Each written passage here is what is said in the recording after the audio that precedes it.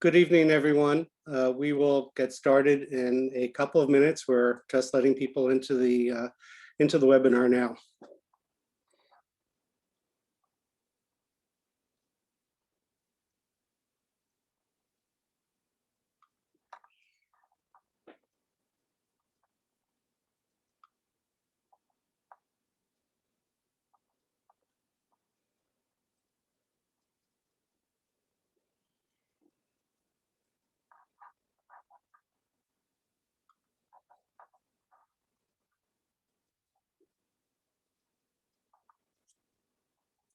We'll get started in about 1 minute.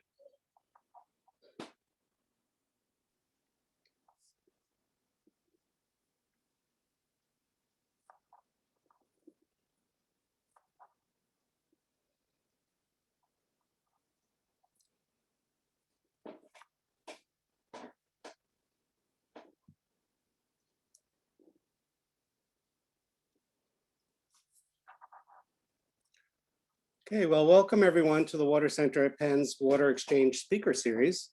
I'm Howard Neukrug. I'm the director of the Water Center at Penn, and I am a professor of the global water practice at the university.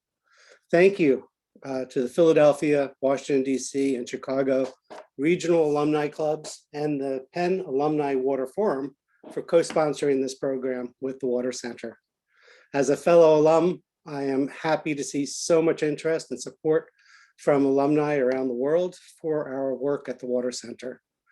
This is a very special time for us. I founded the Water Center just 3 years ago, almost to this date. So we're celebrating our 3rd anniversary this week with programs such as today's alumni event. And it's thanks to the in-kind and financial contributions from alumni and others that our work at the Water Center continues to grow in depth and breadth, and that the Water Center is becoming the hub of water-related research across the university. You know, there really is something about water. It's in the news a lot these days, whether it's flooding, drought, water quality issues, or the state of our nation's infrastructure. Water is one of the most precious resources, yet one that we often take for granted. Water is also, as you can see from my sign behind me, is the universal connector. Every form of life depends on water to exist. So does our energy infrastructure, our industrial complex, and agriculture. With increasing demand on our shared water resources and climate change significantly growing in severity, we need everyone working together, governments, industry, individuals, NGOs, to find the solutions to our local, national, and global water challenges. And we hope that you will join us in helping to meet these challenges. I am delighted to have 2 of our key Water Center researchers here with us, Erica DePalma and Miriam Hacker, joining us today to share some of the work.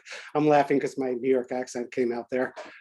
Some of our work that we're doing at the Water Center at Penn, as well as our very special guest and fellow alum, Seiger. Some brief overviews of our speakers, and you can find more information about them in the material that we have sent you. Erica DePalma earned her master's in applied geosciences with a focus on hydrology from the University of Pennsylvania in 2020. She has conducted water research projects all over the world and currently leads a variety of the Water Center's grant-funded projects, particularly those focused on water affordability and water equity. Erica holds a Bachelor of Science from Fordham University, and her previous work experience includes natural resource stewardship and fluvial geomorphology research within the New York City's stream management program. Erica's professional goal is to mitigate the strains that systematic injustice has on ensuring access to plentiful, high-quality drinking water around the world. Miriam Hacker has earned her PhD in civil engineering from the University of Washington. Her water passion is for understanding the social implications from global water and wastewater issues. Her professional experiences include stormwater regulation at a local level, that means flooding, and strategic coordination in international development. Her doctoral research investigated the coordination of temporary accommodation for people seeking asylum in Germany, Sweden, and Lebanon. Very apropos to the times. Most recently, her work with the Swiss Federal Institute for Aquatic Science and Technology focused on the socio-technical barriers for adoption of on-site water reuse at a city level in the United States. Water reuse is an acronym for many different things, but in this case, we're talking about taking wastewater and treating it to the level where it is suitable for drinking and what the impact that has on the people who are drinking it. Ryan Seiger has received his Bachelor of Arts from Penn in 1993 and his law degree from Catholic University of America, Columbus School of Law in 1998. Ryan serves as the staff director and senior counsel to the House Committee on Transportation Infrastructure's subcommittee on what? Water Resources and Environment. Ryan previously served as the lead Democratic House negotiator for the enactment of the Water Resources Development Act, also known as WRDA. And those acts occurred in 2007, 2014, 16, 18, and 20, and provided incredible amounts of money around the US to do water projects. The creation of EPA's brownfields programs and several amendments to the Clean Water Act, including Great Lakes Legacy Act and several EPA regional authority and integrated planning authorizations. Ryan has done a lot. His area of expertise includes the Army Corps Civil Works Authorities, the Clean Water Act, Superfund, and the Oil Pollution Act of 1990. So before I start, I want to remind you that this event is being recorded and will be posted on our website and social media for anyone who is not able to listen to the program today.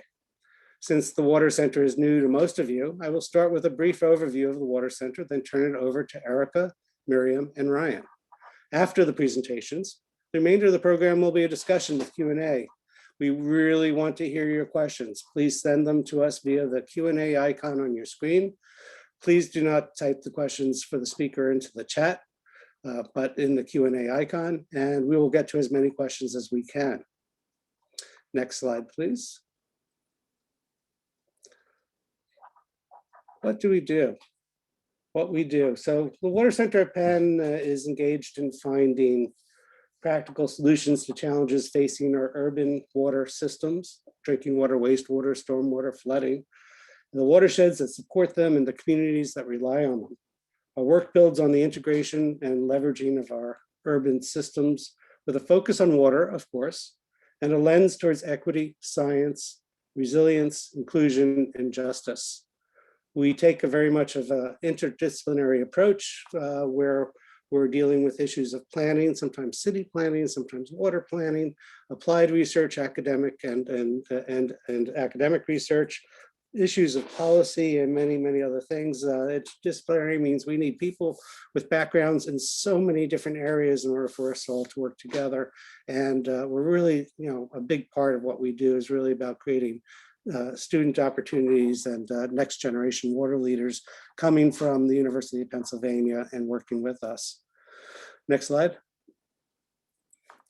We have come a long way in only 3 years. We started small with just a few employees and research projects, but over the past 3 years, we have grown in the number of employees we have, the number of research projects, as well as the variety of those projects, the number of funders and collaborators, and the number of Penn students engaged with us through research, grants, mentoring, and internships.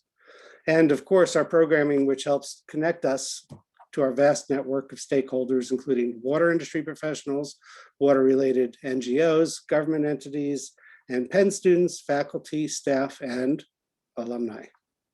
The main thing this timeline shows, however, is the growing interest in water issues and the collective understanding of the urgency of addressing those issues at the University of Pennsylvania. Next slide, please. Water crises are in the news every day: flooding, drought, failing water infrastructure, water quality issues, and the economic and health impacts of severe weather due to climate change are just some of the water challenges we are facing today. Finding solutions to these challenges through research, engagement, building networks, and importantly, attracting and supporting the next generation of water leaders, which we believe will be Penn students, is what the Water Center is really all about. Next slide, please. Essential to all of the Water Center's work is an understanding of and a consideration for the issues related to diversity, equity, inclusion, and environmental justice. When water-related climate disasters occur, it is often the disadvantaged in our urban and rural communities that are often hit the hardest and have the fewest resources to recover. You can't argue the point that water is life, and we argue clean, safe, affordable, and accessible water is a human right. To us, water is a catalyst for addressing many of our city's overwhelming environmental, social, and economic challenges. I'll now turn the conversation over to Erica and Miriam to give you some insight into the types of research projects that we are currently engaged in. Erica. Great, thanks, Howard. And yes, as Howard noted, we're 3 years. It's been a privilege to be a part of this organization for that long. So one of the projects that I currently lead at the Water Center is the Water Affordability Academy, which is developed in partnership with another center at a different university, the University of Wisconsin, with the Mayor's Innovation Project. And it is generously funded by 2 foundations, the C.S. Mott Foundation and the Park Foundation. Attendees of these academies include city officials, water utility leaders from across the country who are facing urban resiliency challenges, such as Howard noted, aging water infrastructure and increasing operating costs, as well as climate change. These challenges often cause decision makers to face a major financial dilemma. Increase water rates to cover the cost of necessary infrastructure improvements, often creating a financial burden on vulnerable households, or keep rates static at the expense of long-term system needs.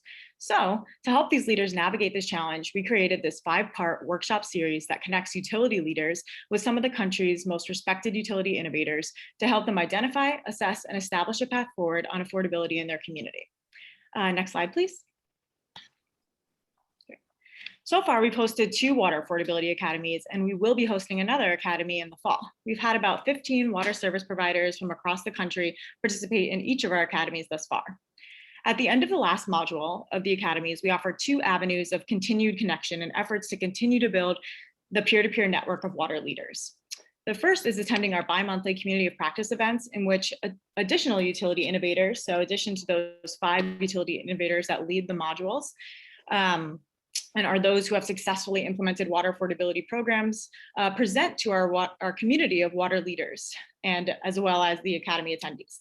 The second is direct technical assistance, in which the Water Center staff meets with the utility leaders to work with them one-on-one to develop an affordability plan that is right for their city. And as you can see on this slide, we currently work with 9 utilities from across the country. One thing that we always hear from our water leaders we work with, especially these utilities, is that they're always wondering about what's happening and up next at the federal level in terms of available funding. So I'm very excited to hear from Ryan today on where we've been and where we're going in that space. But for now, I'll pass it over to Miriam. Thanks, Erica. Nice to meet everyone. I'm actually a little bit newer at the Water Center. I just joined at the beginning of 2021 and hopped onto our work in Southwestern Pennsylvania. So a little bit of background about this project. In 2018, the Heinz Endowment commissioned the Water Center at Penn to come in as a neutral third party to provide an assessment of the regional landscape and how it's managing its water, as well as creating a roadmap for addressing some of the barriers and the opportunities and the areas of growth that were identified, specifically through equipping and supporting local leadership and local stakeholders in the process. So as a result of this assessment, something that we found as challenges in the region was first, I mean, I'm only going to list a few, but there were, of course, a diversity of challenges that were being faced in water management and resource allocation, but flood management was a major issue. If you've been in that region during any sort of storm event, things get flooded very quickly, very fast. We were just there in July and experienced that. But you'll also notice that there's challenges with combined sewer overflows and sanitary sewer overflows as well. Water affordability was listed as an issue, and river health. But also in response to some of these challenges, there was fragmentation of governance and local efforts. So people were working towards addressing some of these issues, but it was maybe being done more in silos rather than collectively as a unit. And another major issue that was identified through this initial assessment was the lack of sufficient, timely, comprehensive, high quality data to really understand the magnitude of each of these challenges that were being faced in different parts of the region. And you'll see in this map on the screen, our area of focus here is within 10 counties within the southwestern Pennsylvania area. So as a result of this initial assessment, one of the opportunities was to establish a water network for the region. How do we bring together local stakeholders and help provide logistical and administrative support to establish a network where you can create a regional identity, you can create a safe, open, productive space for conversations to take place across a diversity of stakeholder groups, from people experiencing challenges across different environments and contexts, so the rural versus the urban context, being able to leverage and amplify existing efforts in the region, and how to improve that information data sharing. So on the next slide, as a result of this, in the last couple of years, we've brought together and formed the Southwestern Pennsylvania Water Network. And so the Water Center at Penn functions as a coordinating role, a bit more of a supportive, enabling function on how can we meet with stakeholders in the region, how can we identify and hear what they're saying and help support their efforts in moving towards water resources in the region that are sustainably, equitably, and collaboratively managed. Mostly for the purpose of protecting public health and the environment, enhancing that community and system resilience, and being able to deliver economic, ecological, and social benefits for all people of the region. So some of our ongoing activities right now are all network meetings. And I will say at the very beginning of this, I really like seeing the change over time. At the very beginning in December 2019, I believe, there was maybe 20 people from the region that came together for a stakeholder workshop. As of April and May of this year, we had over 130 people register to attend a similar all network meeting, and came together to understand what are the issues that people are most passionate about and different approaches that are being taken and what are the opportunities moving forward. So another opportunity or type of engagement that's an ongoing activity is our peer-led learning sessions. We're actually kicking off our first one in the next couple of weeks. But really trying to identify in the last year or so, there's been a lot of effort and work being done to establish the framework of this network. And now we're going into implementation. And it's very exciting to see that happen. And I know Erica is also working with our data working group, which is helping facilitate conversations specifically around that component for data. How do we leverage existing activities? How do we be able to quantify these challenges in a way that can attract more funding and can expand the funding portfolio for the different stakeholders. And then lastly, we have a leadership incubator that was developed last year and had its initial group and cohort. And it's a 6-month program where we take people in their early career and take them through a series of 15 sessions that help develop some of those professional skills that you might not pick up formally within a position, but are really critical to being able to accelerate in your career. So with that, I will actually pass it back to Howard to introduce our guest speaker for the night.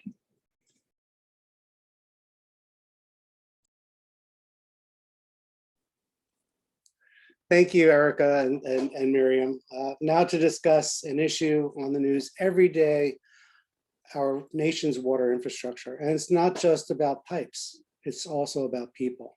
And I hope you got the sense of that from Erica and Miriam, that communities are coming together collectively to solve their water challenges. But these communities cannot do it alone. They need support through federal policy and federal funding. For this discussion, I am giving the floor to Ryan Seiger to tell us about the status of President Biden's infrastructure plan as it relates to water and how components of that plan can help communities across the country. Ryan. Thank you, Howard, and thank you, Miriam and Erica, for kind of the kind invitation to come talk to you tonight. As a current Penn alumni, former Penn student, it's kind of exciting to come home again. I've been down in DC since basically graduation from Penn. And so it's kind of nice to connect kind of my school career with kind of my current responsibilities in the water sector and kind of combine these two in a way that hopefully is useful to everyone who's listening. And to Howard, again, thank you again for kind of your expertise and kind of your invitation tonight. Howard and I had the opportunity to meet each other probably going on 10 years ago when we were having discussions related to his work when he was with the city of Philadelphia in another context. And this year, infrastructure, as everyone has said, is kind of top of the fold in terms of kind of things that we're working on in Washington. And we had the opportunity, one of my responsibilities is to educate members through kind of a formal hearing process.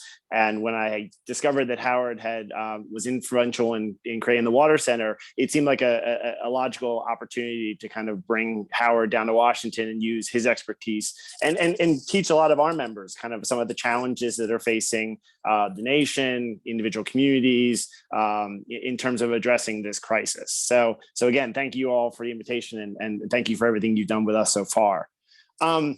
Again, 2021 has been an exciting time for kind of the water infrastructure world. I guess, in Washington, we can be a little bit jaded sometimes, and Infrastructure Week became kind of a running joke in the last couple of years. But I think, with this year, things have changed dramatically.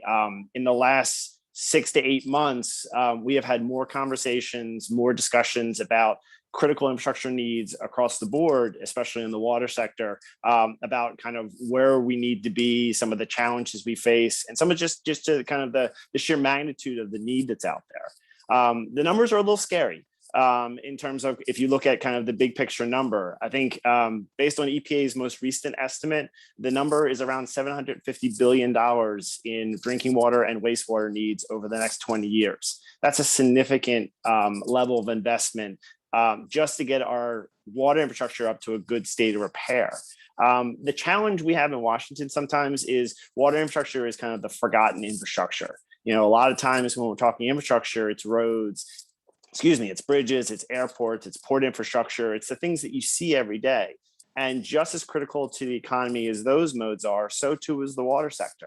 As Howard said, water is life. If a community has crumbling water infrastructure, whether it be drinking water or wastewater, it's difficult for a community to thrive. It's difficult for it to deal with kind of the needs of its citizens. It's difficult for it to kind of have a plan to succeed going forward. And so I think one of the great advantages of this cycle is water is finally now being discussed on the same level as highways, roads, bridges. And so it's great. Unfortunately, how we got there is probably not the best way. I mean, it's funny. I have 2 young sons, one's in high school and one is in grammar school, and they know more about things with water infrastructure, not because of me, but because of issues in the press. I mean, Flint, Michigan was a wake-up call, not only because of what happened to the citizens in Michigan, but also because it became part of the lexicon of challenges that are facing this nation. And so from a little bit of heartache, it created a lot of good in terms of now it was something that was part of the common conversation of things that we need to solve, challenges that we need to address, and some of the access challenges and the environmental justice challenges that are facing many of our nations. In addition to the overwhelming kind of financial need, there are a lot of other challenges facing the water sector. Affordability is a huge issue. If you look at the history of how kind of federal financing worked over the years, initially it was in the form of grants, which in essence meant that when the federal government was providing financial assistance to a community, it was a way of investing in infrastructure that really didn't have a huge impact on ratepayers locally. In the 80s, that switched to more of a loan program. And I think while that was the right call at the time, I think you have seen kind of an echo of that as our infrastructure ages and a lot of our big cities and our medium-sized cities and definitely our smaller rural and tribal communities are facing the same challenges, the ability for those communities to take out debt service or to take out a loan is very challenging. I mean, they will argue to us, in terms of meeting local expenditures, what's a better thing to spend money on? Is it my police department? Is it my education system? Is it my infrastructure mode? Is it investing in my community? And the challenges are real. Obviously, we all want clean water, both drinking water and wastewater. But when it comes down to your last dollar at a local level, those challenges become very real. And so infrastructure affordability is a huge challenge. Add on top of that issues like water quality. If you look at trend lines in terms of how clean the nation's water is, the 72 Clean Water Act was monumental in establishing a national program and, dramatically made significant improvements. But, in the last decade or so, we've seen those improvement levels plateauing and unfortunately, in some cases, declining as population increases, as infrastructure ages, as emerging contaminants come online. The challenges that are facing our states, our cities, our federal government in terms of keeping up with the water quality challenges are immense. And unfortunately, if we're being honest, our level of increasing the number of waters that are fishable, swimmable, which is the Clean Water Standard, has plateaued or is actually declining. So again, that's another real challenge. Add on top of that, the challenges of climate and resiliency. Howard mentioned it's in the news. I mean, the tragic situation in Tennessee this past weekend. A couple of weeks ago, there was a microstorm in New York City that flooded the subway system. Out west, the Colorado River is in a point where they're actually having to reallocate resources and actually ration water. Same thing in Orlando. So it doesn't matter what area of the country you are, the challenges of climate and resiliency are very real. You have communities that are along the coast that are constantly in threat of just, high tides. Whereas, years ago, it was hurricanes were the real challenge. Now you have a bad rainstorm on top of a high tide, and you can inundate your infrastructure. And the same thing is true out west in terms of these recurring drought situations, or you have stressors in other ways. So the challenges of climate resiliency are very real. And add on top of that, issues of more modern ways of doing things in terms of working with what we call green infrastructure approaches or natural and nature-based solutions. Howard and I talked a lot about this probably a decade ago, and not being too modest, Howard was influential in terms of kind of opening up the door in the city of Philadelphia to new approaches of looking at water infrastructure challenges, not just as how do I manage my wastewater, but how can I make my community more livable? How can I do complete street concepts where I can integrate some of my stormwater management into my livability agenda? And so not only do I deal with my water challenges, I could also deal with some of my air quality challenges or my heat island effect challenges, or even just my livability challenges. So by addressing some of the water issues, you can actually make a community more livable. You can increase property values. You can actually just make a community more healthy and more vibrant, just in addressing some of the water challenges. And then the last big one is environmental justice. And this is an issue that's been kind of percolating in the background for a couple of years now. But I think, with the incoming Biden administration, it's finally getting its fair share in terms of kind of really what this is about. Again, if we're being honest with ourselves, we have tended to neglect the communities that have the least ability to address their own concerns, whether that be through siting industrial facilities, wastewater treatment plants, what have you, in areas that don't have as great of a voice, or if you're neglecting the infrastructure in maybe the less affluent areas of the country. Kind of the challenge that they're facing environmental justice communities, both urban, rural, tribal, they're also very real. And so a lot of times the communities that have a great ability to address their challenges, either through rate increases or through debt financing. The communities that do not, again, come back to the affordability issue, simply are just left behind. Unless the federal government or the state can play a more significant role in addressing not only the financial, but also these legacy infrastructure challenges in these communities are basically left with no opportunities. And so it's a very real issue, and I'm glad that it's finally getting the due that it deserves. So what's going on with water? In Washington with water. It changes every day, and I don't mean to be smug about that, but it honestly does. I mean, even as late as this afternoon, the House finally moved on what we call the budget reconciliation plan. And so I don't want to get too much in the weeds in terms of some of the nuances of some of the legislative proposals, but basically what is going on is there is a significant effort both through a legislative package to authorize significant amounts of money for water infrastructure through what is called the Bipartisan Infrastructure Framework, or BIF. Washington's great with the acronyms on very short notice. And so that is a piece of legislation that passed out of the House. It's roughly $1 trillion of authorization and appropriation. So the difference being, authorization is your hunting license that you have the ability to spend money, and appropriation is actually getting some of the money out the door in terms of it's able to be obligated. And in the water sector, the Senate passed bill has about $17 billion in authorization, but about $11 billion over the next 5 years in terms of real money to do real investment in some of these communities. The challenge I would have, and a little bit of a caveat, I work for a House member, Pierre DeFazio from Oregon, who has been pretty vocal in terms of some of the concerns he's expressed about the infrastructure packages that are moving through. And I think the challenge that we have is, or at least that he is raising, is we have an opportunity here. So this is going to be the most significant investment in our nation's infrastructure in probably a generation, possibly two.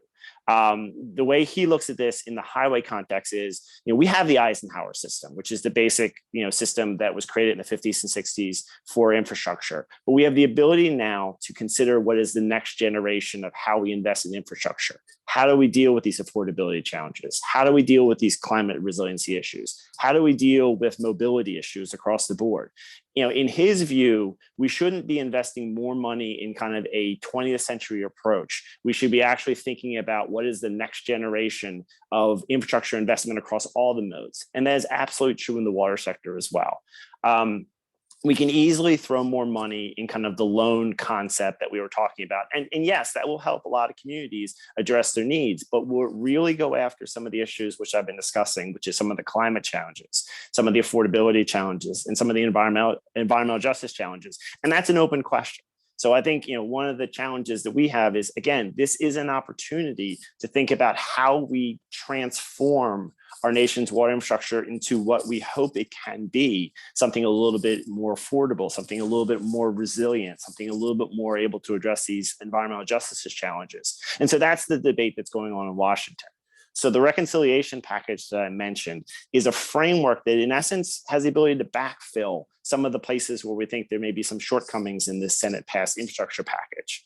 The conversations that are going on as we speak is, how do we create the opportunity to invest additional resources? And we're talking in the tens of billions of dollars to kind of backfill some of these areas. Again, if I had a pen and I could actually write everything that became law, it would be really to go after these affordability, climate, and environmental justice issues, because in essence, they're the communities that are coming to us and saying, we need help. We can't do this under the status quo. We cannot do this by ourselves. So if we are serious about kind of not only addressing kind of the water challenges that are facing our nation, but also addressing some of these kind of innovative challenges that both Miriam and Erica talked about that they're facing in communities across the nation, these are the things that we're facing.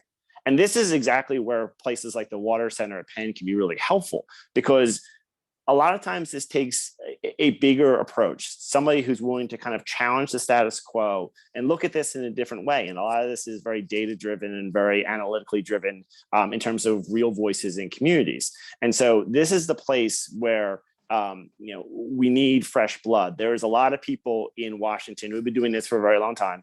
Unfortunately, I'm becoming one of them. But one of the things that we have to do is we really need to think about how we make these transformational investments in terms of what is the infrastructure system we want to see for our kids and our grandkids. And this is kind of the challenges that we face. So this is an ongoing discussion. It probably won't be resolved in probably until the September, October timeframe. So, obviously, there'll be more to come in this, but this is kind of a good overview of kind of how things are going. And so hopefully this has been helpful. So again, happy to be here tonight and look forward to any questions. That was great, Ryan. Thank you so much. And thank you, Erica and Miriam also. Miriam, I believe that you have a thought of how to stir things up among the listeners to ask questions. Well, I think it's interesting because I know that there's questions that people, of course, have for Ryan and others here, but I'm starting to wonder, where's everyone from? So if you don't mind, if you feel comfortable dropping your location in the chat, it'd be really interesting to see where people are listening in from today. Not everyone is on Eastern time, I don't think. So anyways, I'll pass it back to you if we want to go into Q&A, but it'd be great to connect, not just to share what's going on here, but also to connect with you as well. Well, thank you, Miriam. And I think I see we're starting to have people come, telling us where they're from, and California and Utah and of course Philadelphia. Abilene, Texas. Abilene, Texas was well, I won't go into that story, but it's a great city in the great state of Texas. But Ryan, I just want to go back to you for a moment and ask about something that I've always bared witness to was this fear of both the environmental community and the agricultural community and the industrial community to reopen the Clean Water Act too much to make it better. And we were all thinking like, well, the Clean Water Act was this most incredible set of directions on how to improve water quality from the 1970s through 2021, through the year 2000 or so. But now it needs to be changed a bit because our challenges and our needs are so much different. And there seems to be a real fear of moving forward and making that change. Do you have any thoughts on that, Ryan? So it is a question I'm asked a lot. And I think for good and bad. So again, thinking academically and legally, I think you're absolutely right. I think, the situation we faced ourselves in 1972 was a situation where probably the single largest source of pollution to our nation's waters was raw sewage. We had not yet established secondary treatment standards, which is kind of the basic level of sanitation, as kind of what we were hoping to have is, kind of so that sewage treatment plants couldn't discharge raw or partially treated sewage into the nation's waters. And so with not only the establishment of those standards, but also a significant investment in kind of our wastewater utilities, the things that are now kind of coming to their end of their useful life, we made significant improvement very quickly because we really addressed some of the sewage issues. And then probably right behind that is industrial pollution in terms of, factories that either straight pipe directly into rivers or move through sewage treatment plants. So again, they were the challenges that were facing this nation in 72. And to some extent, we've done a really good job with those. I mean, there are some places around the edges we could do better, but that is a place we've done well. The things we haven't really addressed and things that are probably the single leading charges now are things like non-point sources. So stormwater runoff or runoff from agricultural or urban areas. I think even in the 80s, EPA was telling us that was the single largest source of pollution to the nation's waters. It's 2021. It's exactly the same now.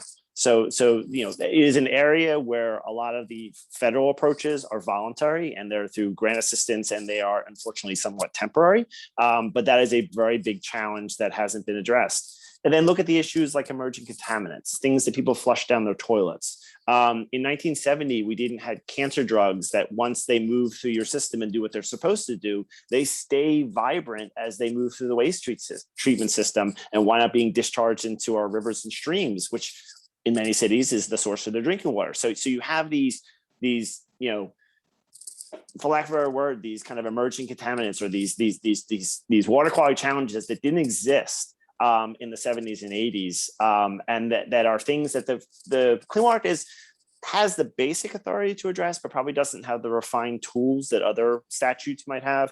The other one is PFAS. Again, it's an issue that you're starting to see talked about in more frequency. When you have communities that either have PFAS sitting in their groundwater or they have PFAS that's moving through their treatment plants, sewage treatment plants are not capable of treating for PFAS and they were never designed to.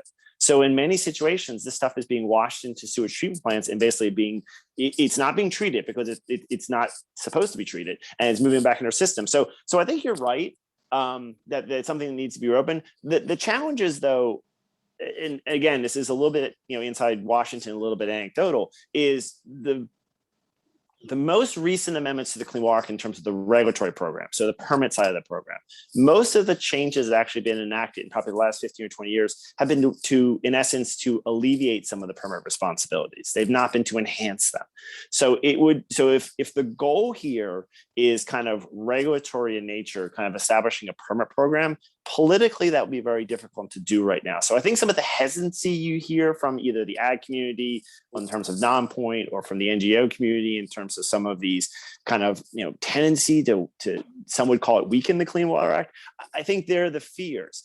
If everybody went in and kind of said, okay, what's the best way to protect water quality and what's the most logical way to address other things and everyone put their cards on the table? Absolutely. Unfortunately, it doesn't always happen in Washington. And so I think that's some of the hesitation. But I absolutely agree with you. I think that, if we're, again, going to be serious about meeting the goals of fishable swimmer, we're going to have to relook at the big act in a comprehensive way. Great.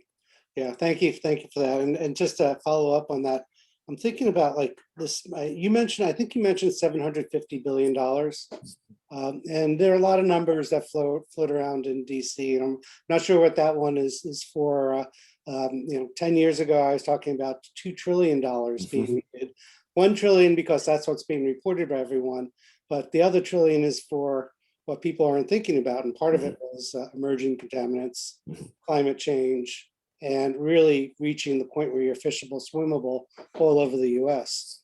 And so the amount of money is astronomical. It's like it's so much more than cities in the U.S. can really afford to do. I don't know what you think is the real number that's sitting out there that's really needed to take your system. And I translate this into like when you look at places like in Vietnam and Singapore, where they've kind of have been able to bypass all the 20th century infrastructure that was built and went right to the 21st century and are looking at things like advanced water treatment and wastewater treatment and reuse and other things. And we just don't seem to be able to do that in the US.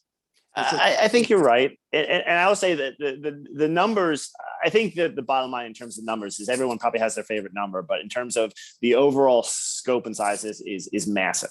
I mean, I think the other statistic that I think is useful to just kind of tease out is, again, talking about when we were doing the Clean Water Act and it was a grant program, most communities would expect to get 70 to 80% of the cost of their infrastructure paid for by the federal government. And it was in the form of grant, so it wouldn't have to be repaid. And so that's one of the ways we made significant progress in kind of cleaning up water quick, because in essence, the federal government paid for it.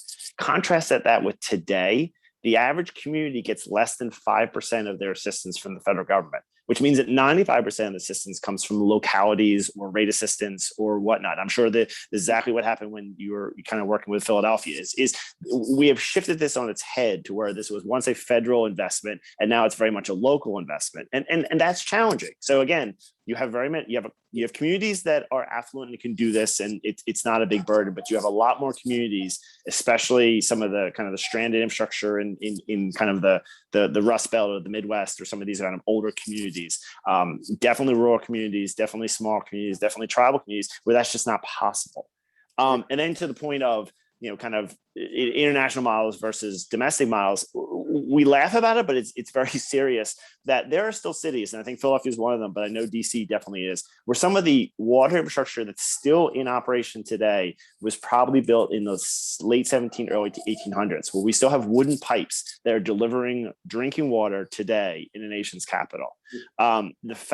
Great that wooden pipes can survive 200 plus years, but in terms of, is that the sustainable, resilient approach that I think everyone would hope for? Probably not. And so I think, whether you have cities that were designed at a time when it was a good idea to combine, raw sewage and stormwater in the same pipe, and then when it rains, you have overflows, or other communities where you capture stormwater and you basically run it off untreated into river systems, to replumb those communities is going to cost a significant amount of resources, and it's in urban areas everywhere. It's East Coast, it's West Coast, it's Central United States, it's everywhere. And so again, that need is massive, and just to catch up is going to be a significant undertaking. Right. Yeah, well, Philadelphia, we don't have any more wooden pipes. But you got them all good. But we got them all. We got them all. They're still there. They're still underground because you don't remove the pipes when you put new pipes in. But we have a lot of pipes that were built in the 19th century. Big part of the system of Philadelphia, like the houses. The houses are from the house I live in was built in 1878 without water, and they put water in about 20 years later, and they burned it in on a lead pipe. And the lead pipe, because I'm in a more affluent community, was replaced about 20, 30 years ago. But still, there are all these lead pipes that are sitting around there all over the U.S. And it seemed like the issue was going to be resolved through funding from the federal government. But now I'm hearing that the number is a lot lower, and we're not going to be able to replace all the lead pipes. This is crazy. It's 2021, and people are drinking water from lead pipes. The last time this happened was in Rome, when they used lead urns to drink, to keep their water and their wine while they traveled on boats.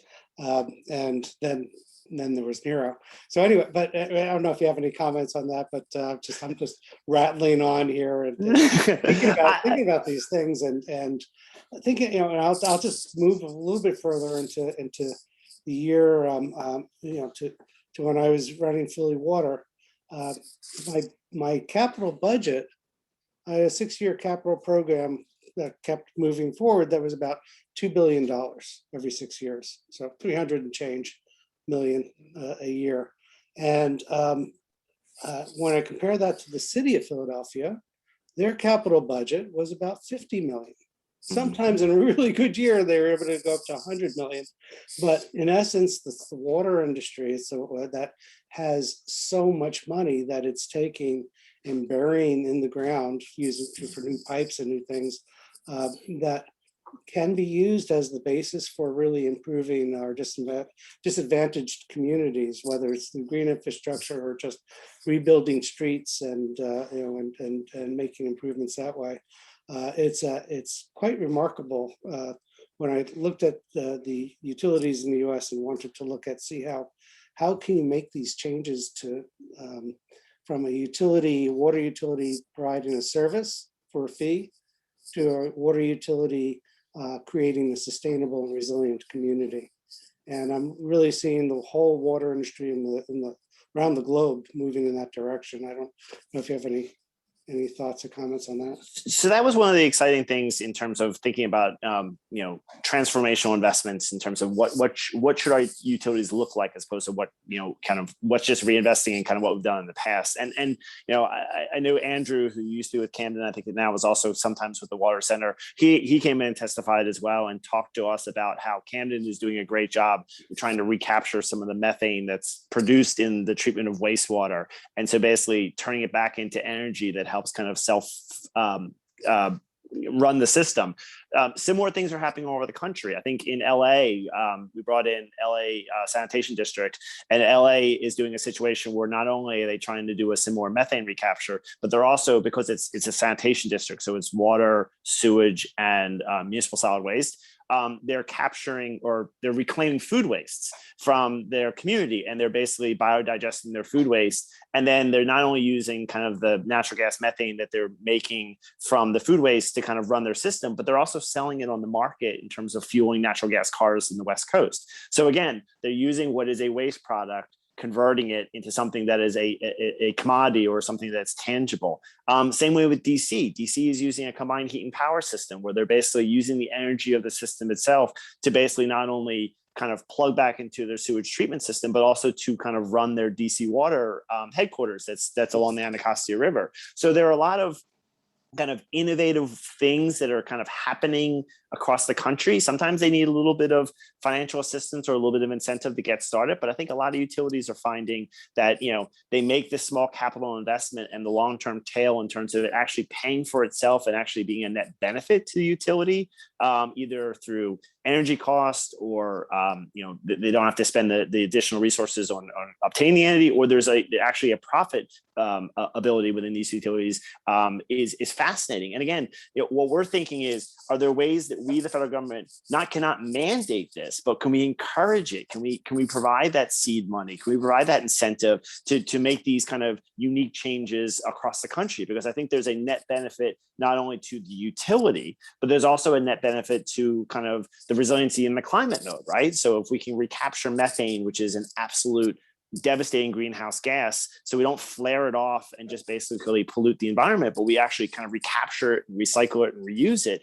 It's kind of a win-win situation in terms of it not only benefits the utility, but it also benefits our environment in terms of trying to kind of prevent some of these greenhouse gas emissions. So it's those kind of opportunities we're looking for in kind of this bigger infrastructure debate. And it's kind of those things that we're still, having discussions with our friends in the Senate and with the White House in terms of these are opportunities that we shouldn't let go by.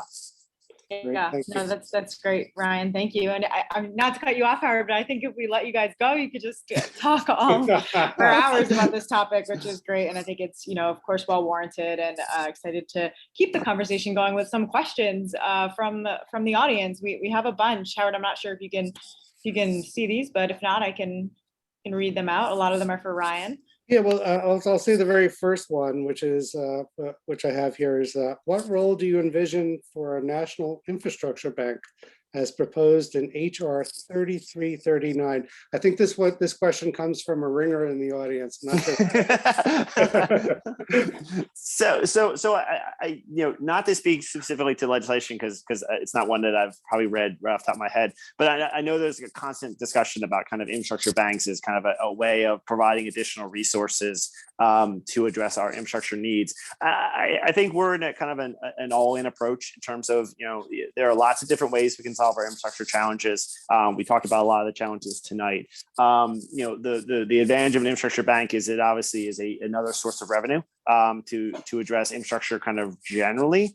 One of the concerns in the water sector, at least that I've heard, is again, it's a kind of global infrastructure bank. It's not a dedicated source of revenue, say, for the water sector. And so if there is this concern, maybe less so in 2021, but definitely maybe in the last couple of years, where water is kind of the forgotten infrastructure, there are a lot in the water sector who are concerned that an infrastructure bank may not be the best approach because, for lack of a better word, highways are more front and center and less so for water. So again, not to speak specifically to legislation, but to the general concept, I think we're in an all-in approach with some caveats that we want to make sure that all the modes are taken care of. Excellent. And thank you, Erica, for keeping me straight. Yeah. We have so many great questions from the audience. I want to make sure that we address some of them. I'm looking at this next question, and you kind of touched on this already, but how do we move the needed, how do we increase the prioritization of water? How do we do that with the policymakers? How do we amend our messaging and make a more compelling argument to the administration, Capitol Hill, and other decision makers? And while you're thinking about the answer to that, maybe Erica, Miriam, you can jump in here too. Is how do you create the message for particularly our disadvantaged communities who are so concerned about really basic things like education, crime, having a job, being able to feed your family. And then you come in as the water guy or water gal or water person, and you want to create a green infrastructure. You want to rebuild the creek. That's an environmental justice problem on the side. But how do you get people's attention to these issues that are really quality of life and health issues that we all need to address? Well, I think just hopping in really quick on that point, I really think it's important to make sure that you're not making assumptions about what people are prioritizing. And so making sure that when you go into different communities, understanding that you're going to be taking part in active listening, because maybe that is a priority, but it's just not coming out in the message that you're waiting to hear, or in the process that you're waiting to listen for. And so that is one point. And I think also making sure that, oh man, there was some really good points on that. Anyways, I think it's really important to prioritize listening to different communities and also being ready to hear something that is the outcome that you weren't hoping for. It might be different from what you were hoping for, and being willing to adjust. Is that also a lesson for Congress, is to listen to the communities and to help prioritize what the issues are? I think also just in general, in terms of water, Ryan, you'd mentioned it's the forgotten infrastructure. It's also an infrastructure system that engineers, my background, civil environmental engineering, we have historically desperately tried to make it invisible. Like we've tried actively to make sure that people aren't, it's not seen, it's not heard unless there's a problem. And so I think there's a shift generationally of trying to create a narrative of how people engage with water and wastewater infrastructure, and actually bringing it to the forefront so that when you're starting to talk about what solutions are needed, you can bring that into a more cohesive image of where you live, rather than just bringing it up when you need to pay something. You can also advertise, what are the benefits? How are you using it? And how do we actually, how do we pay for it in a way that's appropriate?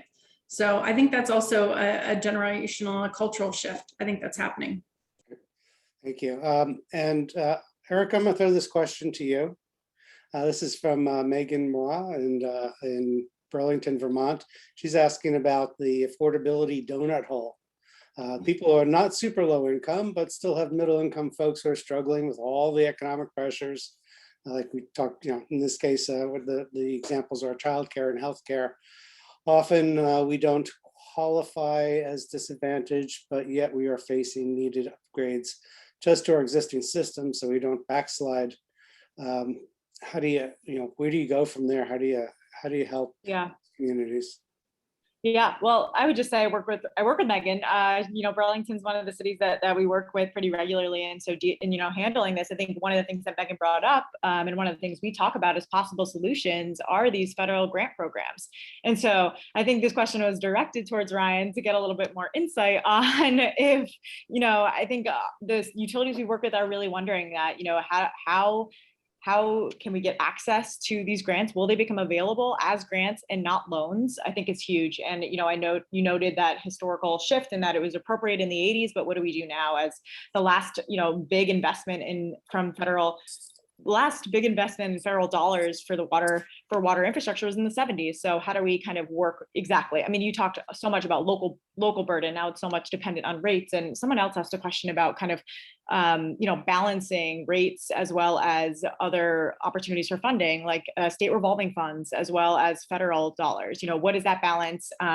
Can we expect to see more grants become available? Is that a fair question? I know it's, you talked about nuances, but I think I'm just going to throw that out there for if any other utility leaders are on the line. Did that one for you? Sure. Happy to field that one. So maybe one anecdote first. A lot has happened in the last year and a half in terms of the COVID environment. I think one of the interesting kind of nuances of the COVID environment, it reconnected us to the importance of water. I think, remember when COVID first started and it was really thought of as a contact disease, and the whole concept of washing your hands was kind of the front and center way of kind of keeping yourself safe. It's amazing how quickly people reconnected kind of with the importance of water infrastructure in kind of their homes and their businesses, in terms of their communities. You mentioned the idea of how do we better message this. I think things like this have kind of helped. I don't want to say that COVID helped with anything, but obviously from a kind of a awareness of the importance of water, that became front and center. And then, obviously with kind of the economic situation of COVID and a lot of people losing their jobs or are not able just to work because of just, limitations on their ability to be in contact, Congress kind of stepped in. Rate assistance is something that we have been talking about for years. In the energy sector, there's a program called the LIHEAP program, the Low Income Energy Heating Assistance Program, that basically provides rate assistance to help. It used to be a New England thing, but it's now more kind of national, to provide heating assistance or cooling assistance to communities, or to individual households that are kind of at or below the poverty line, to kind of fill the gap.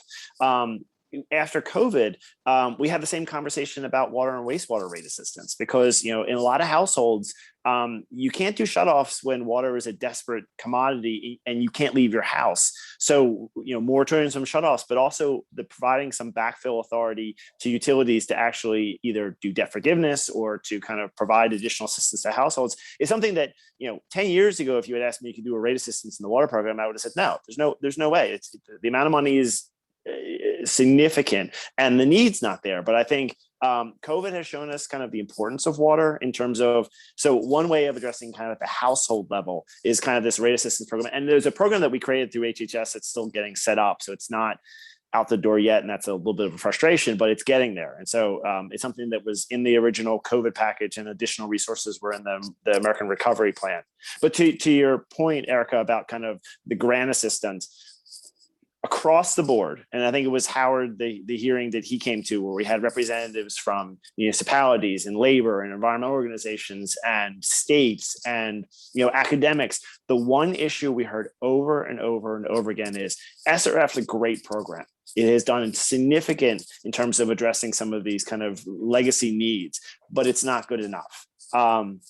you really need to get into kind of these areas of affordability with respect to either more grants from the SRF or rekindling the grant programs that also exist within the Clean Water Act. That's the debate that's literally happening as we speak. The members.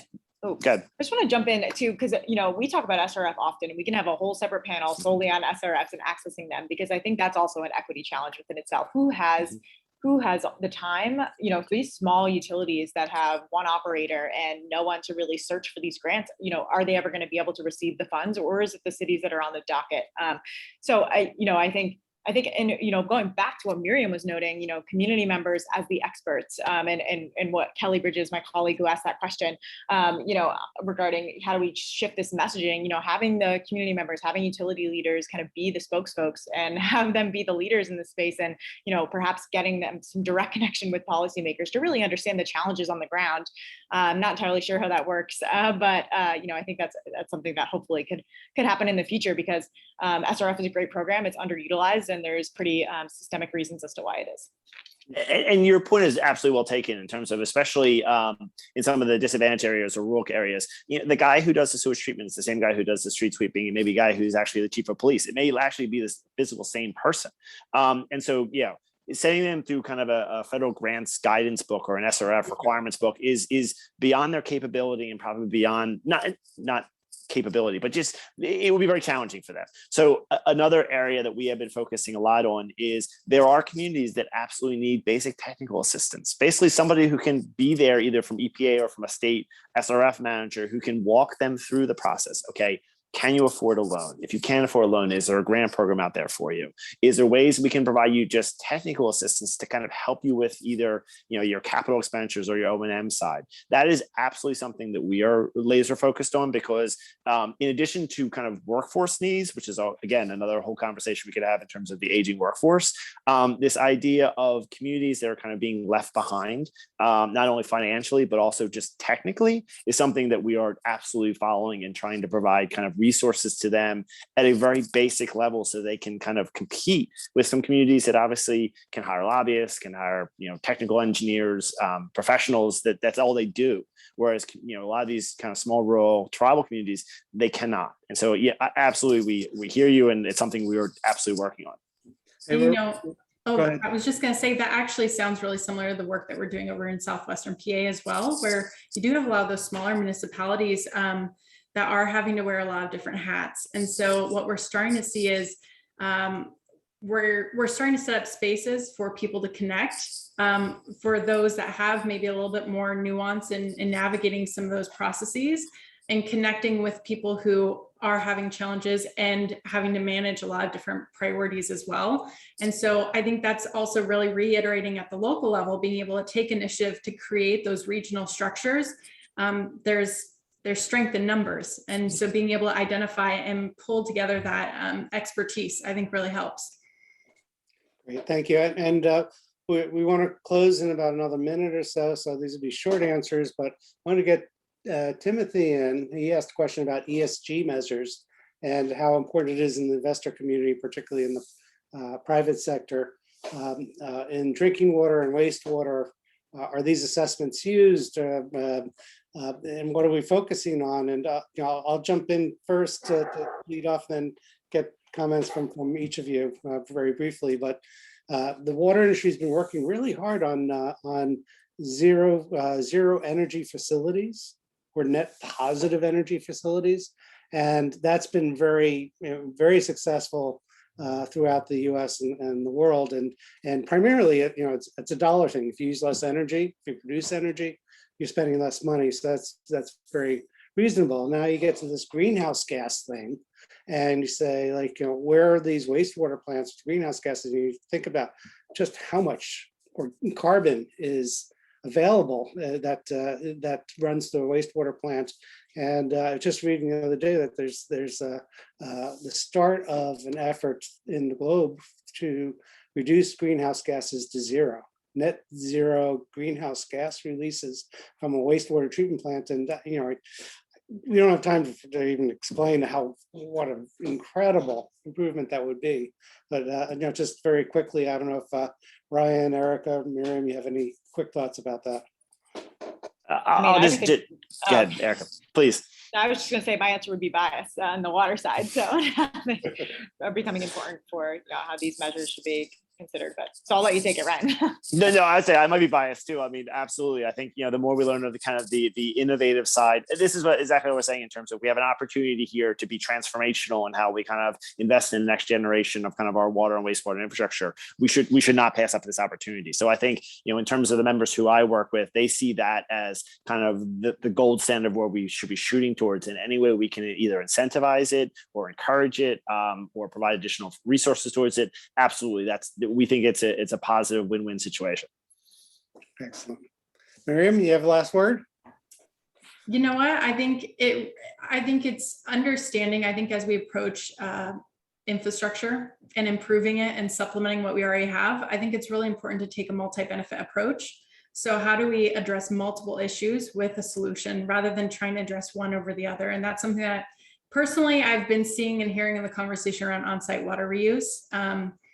But that's what I can speak to. So yeah, great, thank you. Well, thank you to all our panelists. Thank you so much. It was a great discussion. I really enjoyed it. I hope the rest of the audience did also.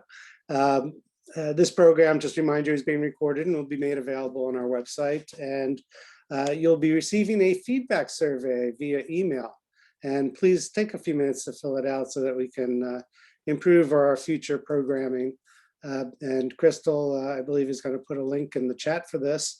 And finally, we hope that you consider donating to the Water Center at Penn and help support our work. You can do so on our website anytime. There's also a link in our chat. And thank you again, everyone, for a terrific program. I would love to continue the conversation on a one-to-one basis with anybody whose questions were not answered. You want to speak to me or to Ryan or Erica or Miriam? I'm sure we're all, you can see, water is passion. We're all passionate about this issue, and we would love to talk to you about it further. So with that, I'd say good night, and thank you all for being here with us this evening. Thank you.